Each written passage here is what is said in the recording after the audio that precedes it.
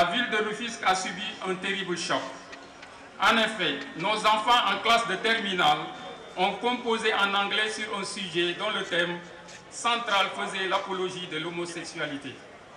Le mal causé aux populations de Rufisque par les administrateurs de l'épreuve et leurs supérieurs est irréparable. Considérant la sagesse légendaire, la grandeur d'âme de ces chefs coutumiers lébous, issus de ces pencs traditionnels, refuge ultime de valeurs, leaders d'opinion très écoutés par les colonisateurs français et les premiers maires élus, d'une commune prospère, jalousement bien protégée par les anciens. Considérant le préjudice sévère porté à nos enfants et la communauté scolaire en faisant la promotion de l'homosexualité dans le milieu du savoir et de l'éducation en violation flagrante des principes directeurs de l'éducation. And Samm Jikko Yi Rufisque exige le départ de l'inspecteur d'académie de Rufisque et une sanction exemplaire sur le fautif professeur d'anglais et le directeur du CRFPE responsable moral.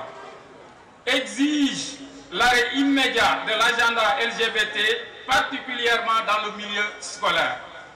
Exige le vote d'une loi criminalisant l'homosexualité dans le pays. Nous invitons également les Nations Unies à tenir en compte la diversité culturelle qui est une réalité, une loi de la nature. Vouloir imposer à tous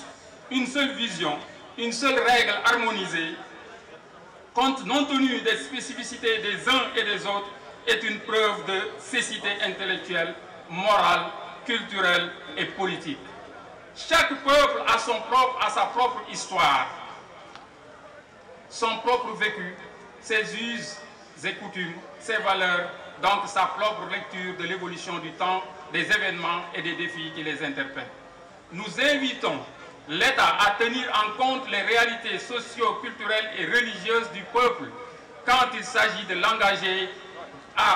dans des conventions ou traités internationaux, car dès maintenant, aucune loi antinomique à nos valeurs ne sera acceptée par les Sénégalais. Nous invitons tous les Sénégalais, quelle qu'elle soit leur croyance, leurs appartenances politiques, culturelles, sociales, à se tenir debout pour un Sénégal identique au Sénégal. Un Sénégal fort incarnant ses valeurs morales, religieuses et traditionnelles à l'échelle internationale, fièrement et dignement. À travers les pétitions signées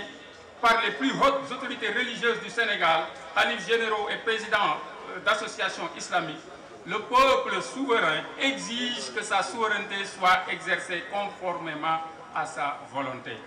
Rufisque dit non aux activités LGBTQI+. Rufisque exige sa criminalisation et l'arrêt immédiat et sans condition de l'agenda LGBTIQ+, qui est une ignominie sans précédent. Le coordonnateur départemental, Mamadou Thiam. Je vous remercie. waaw nu ñëwee ñu tekki ko ci wolof xam naa résumé bu gaaw lay doon léegi And Samm Jikko Yi bu département bu Rufisque dafa taxaw tey fii ci jardin public pour ñaxtu pour mettitlu li nga xam ne moo fi xew li fi xew lan la mooy 26 mai bi passé suñu doom yi nekk ci école yi dañu leen jox benn sujet benn épreuve ci anglais boo xam ne bii lépp ci épreuve bi dafay doon loo xam ne lii dafay kañ dafay mbag li nga xam ne moom mooy ak ngóor jigéen léegi nag ñu xam ne Tëngéej gii dafa doon dëkku cosaan penc yi fi nekkoon maam yi fi nekkoon lébu yi ñoom dañu doon ñoo xam ne ñi dañu amoon ay valeur léegi nag ñu gis ne préjudice maanaam tort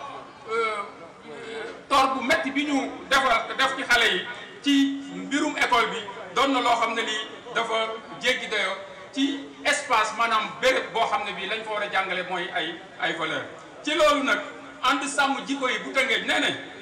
li muy demandé li mu bëgg mooy ki nga xam ne mooy responsable muy inspecteur d'académie bi nañ ko fi jële li muy demandé mooy aussi ki nga xam ne moom mooy directeur u EFI bi muy koy wax CRFPE nañ ko fi jële li muy demandé aussi mooy professeur anglais bi nga xam ne dafa def loolu te mooy fautif bi moom nañ ko sanctionné sanction boo xam ne bii bu rëy lay doon léegi And Samm Jikko Yi Tëngéej aussi mu ngi wax ne agenda programme bi nga xam ne moom la ñu taxawal ci milieu scolaire bi jëm ci mbirum góor jigéen nañ ko dakkal. mu ngi wax aussi mu ngi demander mu ngi exiger mu ngi wax ne nañu criminaliser maanaam nañu teg benn loi boo xam ne bii dafay daan mbirum góor jigéen daan yoo xam ne yu sori la yu diis la. ñu ngi ñaan aussi ñi nga xam ne ñooy mbootaayu xeet yi ñu bàyyi xel li nga xam ne mooy xew ci réew yi maanaam dëkk bu nekk ak ay valeur am ak culture am nañ leen bàyyi loolu bàyyi xel loolu. beneen bi ñu ne état bi ci boppam ñu ngi koy wax ne li nga xam ne mooy réalité socio-économique yi am ci réew yi ci réew mi bokk nañ ko bàyyi xel bu ñuy dem di signer ay traité ay convention yoo xam ne yi dafay ñëw féete kaw suñu ay loi. léegi ci pétition yi nga xam ne xalif généraux yi kilifa diine yi ak président association yi kii nañ ko signé nañ ko ñu ngi ñaan ñu ngi wax ne peuple bi moo criminaliser li nga xam ne moom mooy homosexualité. Tëngéej askanu Tëngéej ñu ngi wax déet ci mbirum góor jigéen ak lépp lu ko wër maanaam LGBT comme ni ñu koy waxee. Tëngéej mu ngi exiger ñu criminaliser li nga xam ne moom mooy LGBT homosexualité. Tëngéej mu ngi demander aussi ñu arrêter immédiatement agenda bi nga xam ne moom la ñuy dérouler ci espace scolaire bi ak ci réew mi yëpp. donc coordonnateur départemental Mamadou Thiam mbokk yi salaamaaleykum man la Moussa Diallo professeur de mathématiques maa doon lire résolution bi salaamaaleykum.